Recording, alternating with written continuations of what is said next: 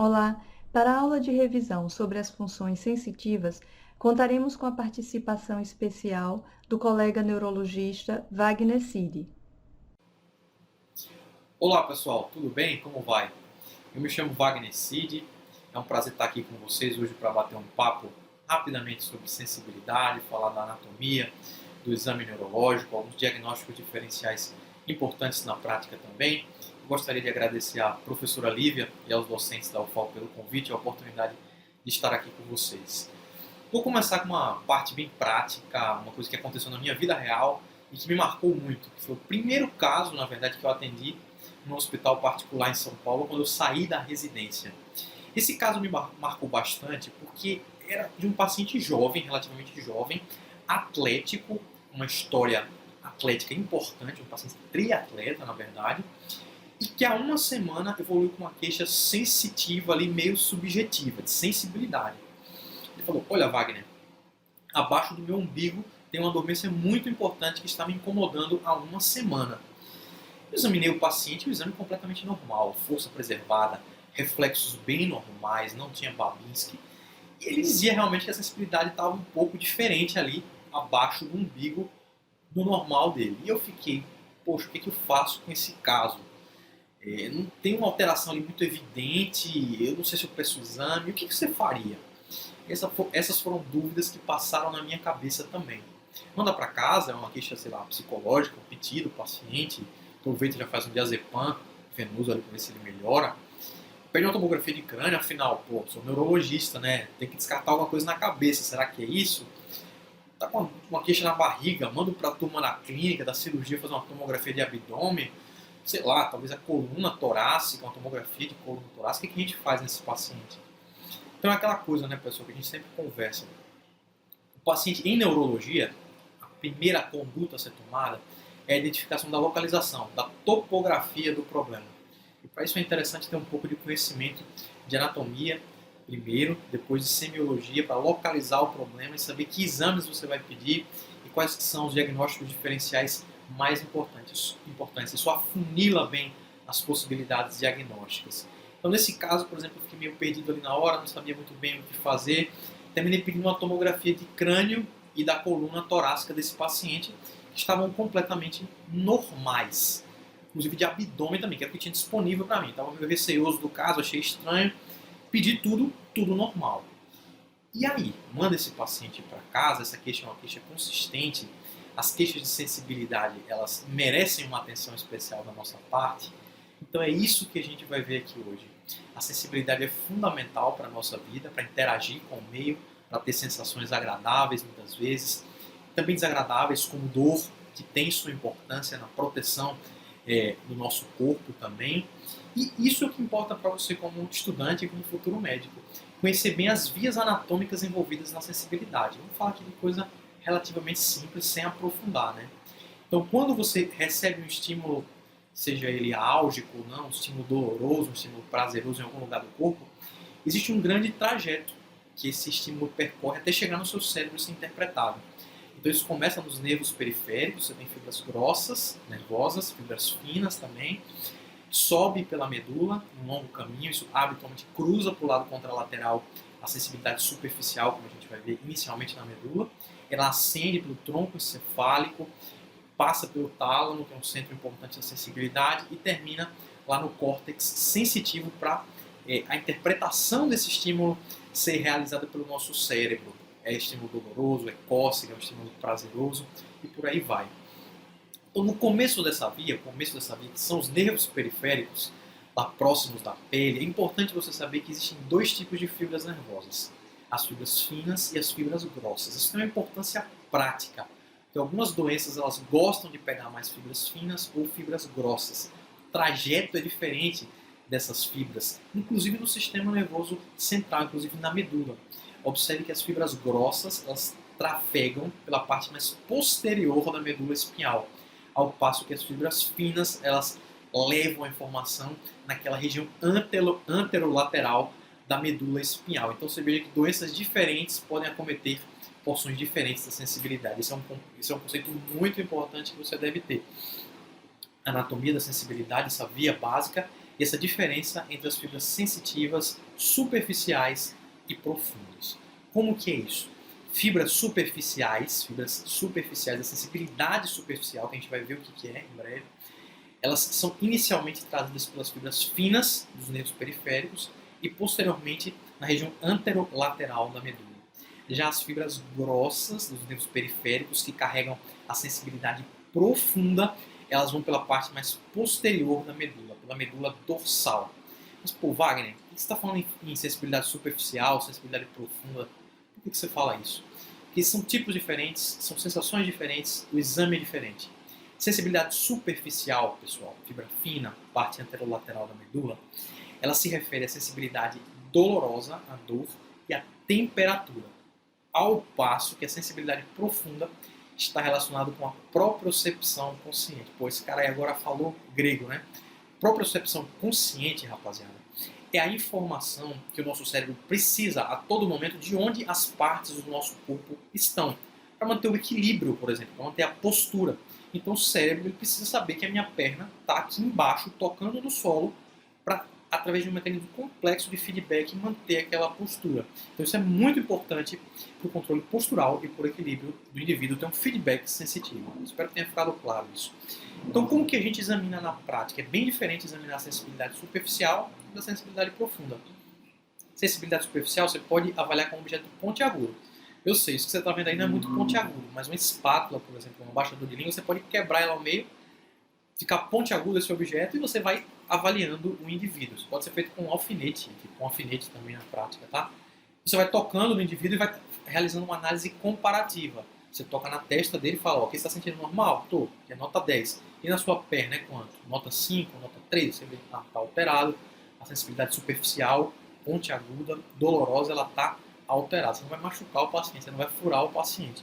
Mas o estímulo tem que ser levemente álgico e ele vai sendo comparativo. Vamos avaliando diferentes partes do corpo para ver se tem uma hipoestesia, que a gente chama de redução da sensibilidade, ou até uma perversão da sensibilidade, como que uma sensação dolorosa de um estímulo não álgico. Ou como que é isso? Passa um lençol ali na perna do paciente e ele interpreta aquilo como dor. Isso pode ser uma alteração neuropática de fibras finas, tá? Então, fibra fina analisa com um objeto pontiagudo, fibras grossas, a gente avalia como? Principalmente a postura do paciente, tá, pessoal? Colocando o paciente em pé e avaliando como que está essa postura dele, principalmente quando ele fecha os olhos. Se ele fecha os olhos e piora muito a postura, imediatamente, isso chama de sinal de Romberg, e sugere muito uma alteração de sensibilidade profunda. E outras formas de a gente avaliar também a sensibilidade profunda. Vamos ver, vamos revisar isso aqui. Sensibilidade superficial é o objeto pontiagudo, comparando diversas partes do corpo para avaliar se tem alguma alteração. Sensibilidade profunda, equilíbrio, é importante colocar o paciente em pé. Se ele tem desequilíbrio, uma das possibilidades é que ele tem um transtorno da sensibilidade profunda. Você pede para ele andar e ver se persiste aquela dificuldade também. E você pode avaliar isso através da artrestesia, termo difícil, né? A artrestesia é você avaliar a posição das articulações. Se o paciente de olhos fechados ele consegue saber se o dedão do pé dele está para cima ou está para baixo. Você pede, fecha os olhos, paciente. Ele fecha, você coloca para cima o dedo dele e pergunta, onde está seu dedo? Está para cima, está para baixo ou você não sabe? Se o paciente ele tem um comprometimento da sensibilidade profunda, ele não vai te responder isso adequadamente. A palestesia também é outra forma de você testar. São formas mais avançadas, né, do exame. A palestesia é utilizando um objeto que chama diapasão, tá, pessoal? O diapasão ele é um objeto que vibra e você vai comparando.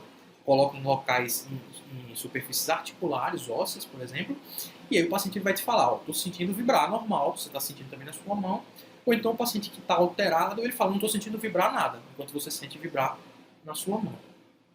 A gente falou da prova de Romberg, isso é uma coisa muito importante, é clássico em medicina, tá? Está relacionado, então, ao equilíbrio e à marcha. O paciente, quando ele tem um transtorno de equilíbrio em marcha, pode ser de diversas causas. Pode ser piramidal, pode ser por fraqueza, pode ser articular e pode ser por um transtorno da sensibilidade profunda. A característica marcante dos transtornos da sensibilidade profunda é a piora imediata quando o paciente ele fecha os olhos, que é o sinal de Romberg positivo. Outra coisa muito interessante nesses pacientes com alteração de sensibilidade profunda é um tipo de marcha que a gente chama de talonante, que piora ao fechar os olhos, mais uma vez, e o paciente ele tende a apertar bastante os calcanhares no solo. é uma marcha que o paciente faz barulho com o calcanhar no solo. Ele tende ele quer ganhar uma contribuição sensitiva de um sistema que não está funcionando bem, e a forma que ele consegue fazer isso é pisando com mais força no solo. Isso emite um som. Quem conhece bem neurologia reconhece fácil isso. Então, as alterações. Quais são as alterações que você pode ver nesse exame? Hipoestesia na superficial, né? Você pega o seu alfinetinho lá e está vendo que tem hipoestesia. Está sentindo menos numa perna, no braço, você anota isso no local que está acontecendo, o padrão que acontece isso. Pode ser uma sensação subjetiva, como aquele paciente nosso, né, inicialmente, da parestesia. Parestesia é um termo que quer dizer, pode querer dizer, na verdade, dormência, formigamento. É uma sensação subjetiva de alteração de sensibilidade. Pode ser dor também, tá? Pode ser dor neuropática, que o paciente te refere, que geralmente é uma dor em queimação, um choque elétrico, uma dor nessa característica. A alodínia, que é uma perversão da sensibilidade, como a gente já comentou aqui, você coloca um lençol ali naquela perna doente do paciente, ele acha que aquilo doeu, que foi um estímulo doloroso, apesar de a gente saber que lençol não dói. Então a alodínia é essa perversão da sensibilidade que pode ser demonstrada em pacientes com alteração da sensibilidade superficial. Queimação a gente já comentou também da parestesia, né? E o paciente que tem um transtorno de fibras grossas, sensibilidade profunda, ele se manifesta geralmente com desequilíbrio e a famosa ataxia sensitiva, que você já teve descrita, na verdade, agora há poucos segundos, que é o paciente que piora muito na postura ao fechar os olhos, de forma praticamente imediata, e esse paciente também que talona, que essa marcha talonando, apertando muito os calcanhares no solo quando anda. Então, o que a gente faz aqui? Isso é uma introdução para você, e vamos para a parte prática agora, que é o mais legal, né? Você sabe anatomia agora, você sabe examinar de forma básica ali aqueles pacientes. O que você precisa fazer agora é fazer aquele exame, chegar numa conclusão e reconhecer os padrões, tá? Sabendo também que na prática, muitas vezes, o paciente tem lesão de sensibilidade superficial e sensibilidade profunda associada, que não é essa divisão didática não é sempre respeitada, tá? Algumas doenças pegam as duas, algumas doenças pegam uma só delas. O reconhecimento de padrões, então, ele envolve localizar a lesão, então por isso que a gente está conversando aqui hoje, isso aqui é importante, para solicitar o exame e a investigação adequada, chegar no diagnóstico desse paciente e posteriormente estabelecer a terapêutica também adequada. Então vamos por partes, tá certo? Quando um paciente ele tem uma lesão, então, no córtex cerebral, na área sensitiva, na área da sensibilidade, na área primária da sensibilidade, ele pode se manifestar de algumas formas diferentes, tá certo? Com algumas manifestações, inclusive, mais complexas, que a gente não vai falar aqui, como incapacidade de reconhecer letras nas mãos, mas isso é muito firula, tá certo? O que pode acontecer é que esse paciente, primeiro, geralmente ele não tem uma lesão sensitiva isolada, ele vai ter uma hemiparesia junto, ele vai ter uma paresia junto, elas estão muito próximas ali, área sensitiva e motora, e pode ter alteração cognitiva também. Cognitivo, o que é que eu falo? Alteração da linguagem, alteração da percepção do espaço, falando torto o paciente, tá? Então, geralmente vai vir associado. Mas a área da sensibilidade, como você está vendo aqui, com esse homúnculo, com essa mão engraçada, com essa língua engraçada, é que no córtex cerebral, as áreas diferentes do corpo têm localizações diferentes. A gente chama isso de somatotopia. Esse é o homúnculo de Penfield-Rasmussen. Então, nesse caso aqui, as lesões elas podem pegar locais diferentes do corpo. Como, por exemplo, se a lesão no córtex ela for mais lateral, ela vai pegar esse predomínio de hemihipoestesia brachiofacial, da face e do braço, porque pegou só as áreas da face e do braço. Alguns tipos de AVC, eles evoluem dessa forma, como o AVC de cerebral média, por exemplo. E vai ser contralateral, porque essas fibras elas estão cruzadas. As fibras sensitivas, assim como as motoras, elas cruzam em locais diferentes, mas elas cruzam também. Então você vai ter nesse padrão uma hemihipoestesia contralateral à lesão, com predomínio brachiofacial. Por outro lado, se a lesão ela for um pouquinho mais medial, ali no córtex cerebral, ele vai pegar a área da perna da sensibilidade. Então vai ter uma hemihipoestesia também, contralateral sempre, porque cruzam as fibras da sensibilidade, e o predomínio crural, o predomínio na perna. Olha que interessante, né? Descendo um pouquinho, se a lesão ela for na região, uma região conhecida como coroa radiada, ou ali até nas proximidades do tálamo também, que é um importante centro da sensibilidade no sistema nervoso central, as fibras ali elas já estão empacotadas, elas estão bem juntinhas. Então, qualquer lesão pequena nessa área da coroa radiada, o paciente ele vai ter uma hemihipoestesia completa, que pega face, braço e perna. Mais uma vez, contralateral, porque essas fibras elas cruzam. O paciente também pode ter hemiparesia junto também, tá, pessoal? Geralmente ele tem hemiparesia junto dessa lesão, porque está muito próximo ali, fibras sensitivas e fibras motoras. Por outro lado, é bem peculiar, mas o tronco encefálico ele tem um padrão que é difícil de você errar na prática uma vez que você já viu, tá? Que é o padrão das hemihipoestesias alternas. Pô, o que é isso? Hemihipoestesia alterna é quando houve uma lesão no tronco encefálico, acometendo as vias da sensibilidade, que vão para o lado contralateral, né? Então você pegou aí braço e perna, aquelas vezes que vão descer para a medula, mas você pegou no tronco encefálico um núcleo do nervo craniano. Então quando você pega um núcleo do nervo craniano, o indivíduo ele vai ter uma paralisia do óculo motor, por exemplo, vai ter uma paralisia da motricidade ocular do mesmo lado que foi a lesão. Então do mesmo lado que foi a lesão, e o transtorno sensitivo é contralateral. Por que isso acontece? Porque os núcleos dos nervos cranianos eles emitem fibras para o mesmo lado, ipsilateralmente. E aquelas fibras da sensibilidade que estão descendo, elas ainda vão cruzar lá embaixo na medula. Então você tem uma paresia do nervo craniano de um lado e uma hemihipoestesia do outro, um padrão alterno. Quando você vê isso na prática, isso sugere muito uma lesão de tronco encefálico, tá, pessoal? Um pouco mais avançado isso para você conhecer o tronco encefálico, a gente precisaria de muito tempo para conversar sobre isso aqui. Esse padrão aqui é um padrão também que não dá para você deixar de reconhecer. Vai lembrar do caso que a gente viu há pouco também, que é o padrão em nível sensitivo. Você vai examinar o paciente, ele tem alteração sensitiva em nível, abaixo de um certo nível. Isso é muito importante também, certo? Quando há a presença do nível sensitivo, isso é altamente sugestivo de uma lesão na medula espinhal. Se o nível sensitivo ele for cervical, sugere a topografia da medula cervical. E é claro, lesões medulares também geralmente cursam com tetraparesia, paraparesia, também fraqueza associada, alteração de bexiga também. Por outro lado, olha só, aquela queixa lá do paciente nosso, né? Do odontólogo. Se o paciente ele tem uma lesão em medula torácica, o nível sensitivo, a hipoestesia, ela vai ser abaixo dos dermátomos torácicos. Né? Isso respeita dermátomos, tanto na medula cervical quanto torácica. Então, os dermátomos torácicos, eles estão no tórax, como o próprio nome já diz. Abaixo do umbigo, por exemplo, é T10, é um marco anatômico bem definido. Então, o paciente, quando ele fala isso para você, estou com uma dormência abaixo do umbigo, acredita nele. Isso é uma informação muito topográfica, é uma informação que sugere um nível sensitivo torácico, e você vai solicitar um exame de neuroimagem da medula espinhal torácica, tá? Ah, Wagner, por que aquele exame que você solicitou para o paciente estava normal? A tomografia da medula torácica. Será que era o melhor exame para a gente solicitar para aquele paciente? Será que é o exame mais sensível? Por outro lado, também você pode ter lesão da raiz nervosa, quando ela acaba de sair da medula ali. Lesão de raiz nervosa, pessoal, cursa geralmente com um quadro álgico, com dor em irradiação para o dermátomo, seja cervical, seja lombar. Então, uma radiculopatia lombar, por um hernia de disco lombar, por exemplo, o paciente ele vai ter uma dor que começa na região lombar e ela irradia até o pé lá embaixo, naquele trajeto do dermátomo. Geralmente é dor o sintoma prioritário, tá? Mas pode ter alteração de sensibilidade também naquele trajeto dermatômico, viu, pessoal? Fiquem espertos. Isso aqui é bem peculiar, esse padrão, um padrão de lesão do gânglio da raiz dorsal.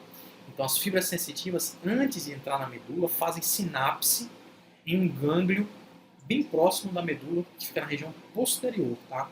Se você tem lesão, doenças que lesam isso, como Sjögren, quadros paraneoplásicos, o paciente ele pode ter uma queixa sensitiva bem assimétrica, num braço de um jeito, no outro de outro, na outra perna de outro, e um quadro de ataxia sensitiva bem marcado, né? E ataxia sensitiva marcada, aquilo que a gente comentou, o cara quando fica em pé, não consegue ficar em pé direito, fecha o olho, piora muito, tá? Então, esses quadros assimétricos e de predomínio de ataxia sensitiva devem sempre lembrar da possibilidade de ganglionopatia, a doença do gânglio da raiz dorsal. Por outro lado, as neuropatias periféricas são muito comuns na prática, né? Elas têm esse padrão de alteração sensitiva em bota, em luva, geralmente comprimento dependente, pior nas pernas, vai até os joelhos e pega só as mãos. E o paciente pode ter também algum grau de ataxia sensitiva, tá? As fibras finas, por outro lado, se manifestam de forma um pouco diferente. O sintoma ele é principalmente de dor neuropática. Esse pode ser um sintoma mais subjetivo para o paciente, como dor em queimação, geralmente respeitando esse padrão e bota em luva também. Pessoal, é importante demais você saber essa topografia, porque isso vai determinar o exame que você vai pedir. Então, se você suspeita de uma lesão central, você vai pedir uma neuroimagem, preferencialmente a ressonância. Então, é o exame mais sensível para isso, a ressonância, é mais sensível até que a tomografia. E você tem que localizar bem o déficit, você tem que reconhecer aqueles padrões para pedir o exame certo. E aí isso vai direcionar toda a sua investigação. Você pode encontrar um tumor já de cara, pode encontrar uma lesão infecciosa, e isso varia. Ao passo que você localiza a lesão na parte periférica do sistema nervoso, você vai pedir outros exames, como por exemplo a eletroneuromiografia, para complementar essa investigação, confirmar a topografia e até sugerir etiologias também. Então, a partir daí você vai, vamos brincar um pouquinho aqui só para você saber quais são as possíveis etiologias. Elas são várias, tá? Se for uma lesão do encéfalo, pode ser um AVC, tumor, lesão desmielinizante, como esclerose múltipla, infecciosa, como abscesso. Medula tem várias, o canal está preso, tem um tumor comprimindo a medula. Doença desmielinizante também, como esclerose múltipla. Infartos podem acontecer na medula também. Doenças infecciosas, como sífilis, ou até metabólicas, como deficiência de vitamina B12. Então veja que dependendo do lugar, muda muito a doença. Isso é importante sempre em neurologia. Raízes, lesão das raízes, pensar sempre em hernia discal, osteófitos, a imagem ajuda muito nisso, mas eventualmente você pode ter até quadros infecciosos, como herpes zoster, paraneoplásicos, inclusive, carcinomatose meníngea. A ganglionopatia é um quadro muito interessante e pode sugerir doenças autoimunes como Sjögren ou até quadros paraneoplásicos como tumores de pequenas células pulmonares. Polineuropatia é um mundo à parte, são várias causas, mas destaque, sem dúvida, para as etiologias tóxico-metabólicas como diabetes, etilismo, deficiência de vitamina B12 também, mas pode ter quadros imunomediados, como o Guillain-Barré, a variante crônica do Guillain-Barré, que é o CIDP, ou até, inclusive, etiologias hereditárias também, tá certo, pessoal? Vamos voltar para o caso e finalizar o caso que marcou. Depois de assistir e ter esse bate-papo, eu espero que fique claro para você que esse é um sintoma bem consistente que o paciente tinha, na verdade. A dormência abaixo do umbigo, então. Abaixo do umbigo, você lembra, isso sugere para você, principalmente se confirmado no seu exame neurológico, um nível sensitivo, que sugere que o problema está na medula torácica. Então, muitas vezes você pede uma tomografia, tudo bem, poderia ter um tumorzão lá, poderia ter uma fratura, beleza, resolve. Mas se estiver normal, você tem que confiar no teu exame, tem que confiar naquela informação anatômica e semiológica, vai em frente. Você vai para a ressonância desse paciente tinha uma alteração que sugeria uma doença inflamatória desmielinizante da medula torácica. A gente escolheu um líquor para complementar a investigação, já que havia uma suspeita de doença inflamatória. O líquor estava alterado com aumento de células, aumento de proteína, reforçando essa possibilidade, e solicitamos um anticorpo específico para o caso desse paciente, pela sugestão de uma doença desmielinizante peculiar, que é a neuromielite óptica. A neuromielite óptica, ela tem esse padrão de uma mielite mais extensa, de uma inflamação na medula mais extensa. Então, por isso que foi suspeitada a doença, foi solicitado um anticorpo para a doença positiva e foi dado o diagnóstico de neuromielite óptica, doença de DeVick. Doença inflamatória, a gente fez pulsoterapia para esse paciente, ele foi de alta com imunossupressores para casa e teve uma certa melhora do quadro e retorno às atividades de base dele. Tá certo, pessoal? Então, sensibilidade é isso. Saber como examinar, diferenciar fibra fina, fibra grossa, sensibilidade superficial, profunda, conhecer aqueles padrões para saber que exame você vai solicitar e aí dar o seu diagnóstico e seguir com o tratamento do paciente. Muito obrigado. Até uma próxima.